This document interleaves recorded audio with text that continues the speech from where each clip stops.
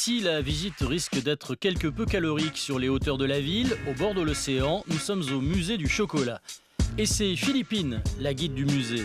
C'est elle d'ailleurs qui est en train de fabriquer des pistoles, ces délicieuses pastilles en chocolat qui sont le ticket d'entrée du musée. Philippine est arrivée il y a tout juste quelques mois. Ce matin, elle a rendez-vous avec Serge Cousigou, le fondateur du musée. À l'arrière de la boutique, c'est le laboratoire, là où il confectionne ses gourmandises. Et c'est un petit défi qui attend Philippine. Aujourd'hui. En forme ce matin? Très bien. Ben écoute, j'aimerais que tu t'apprennes à écrire avec le stylo des chocolatiers. Oui. Et pour que tu puisses le transposer à tes visiteurs, à tes enfants. Ben écoute, tu vas essayer, hein, c'est pas un problème. Et c'est parti, Philippine va devoir écrire avec du chocolat blanc. Chez les maîtres chocolatiers, ce petit cornet fait office de stylo. Philippine applique avec soin les conseils de Monsieur Chocolat en personne. Car Serge Cousigou travaille le chocolat depuis plus de 50 ans et il aime transmettre son savoir-faire à ses employés. Il faut dire que Philippine se débrouille plutôt bien. Non mais attends, mais elle est douée cette fille. Mais c'est parfait. Alors tu vois, regarde la dimension. Un musée du chocolat à Biarritz. Ce n'est pas seulement pour faire plaisir aux gourmands, c'est une référence à l'histoire de la côte basque. En 1609, les premiers bateaux de juifs portugais débarquent à Bayonne, chassés à l'époque par Isabelle la catholique. Dans leur coffre, le chocolat. Depuis, c'est devenu une véritable tradition basque. Aujourd'hui, le chocolat arrive tout droit d'Amérique latine. Philippine ne connaît pas encore la maison par cœur, mais elle sait déjà ce qui lui plaît. J'aime le chocolat au lait, le chocolat noir et les macarons de Monsieur Cousigou. Ça y est.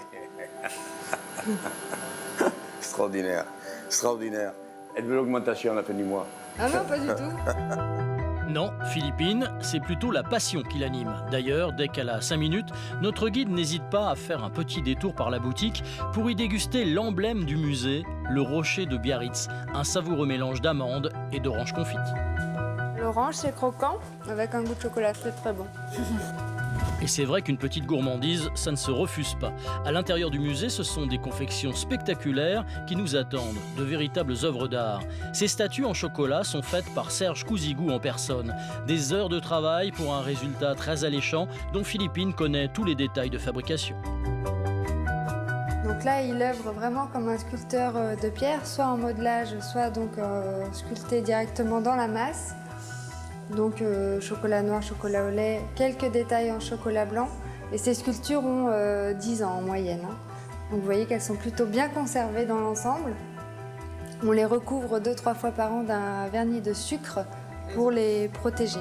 Car ces sculptures sont fragiles et peuvent connaître quelques mésaventures. Il y avait des sculptures en chocolat blanc, entièrement réalisées en chocolat blanc. Le chocolat blanc, donc c'est vraiment la partie grasse hein, du cacao, c'est du beurre de cacao, du lait, du sucre et un petit peu de vanille. Donc pendant la canicule de 2003, elles se sont affaissées en fait sur elles-mêmes. Donc il n'a pas réitéré l'expérience, donc maintenant on a seulement des détails. Et c'est le seul musée à proposer autant de sculptures en chocolat. Chaque année, près de 30 000 touristes viennent faire la visite. Au programme, présentation des sculptures et de l'atelier de fabrication avant de bénéficier d'une dégustation de chocolat chaud dans la boutique. Pour les plus jeunes, des ateliers de peinture sur chocolat sont proposés toute l'année. Une visite gourmande idéale avant de rejoindre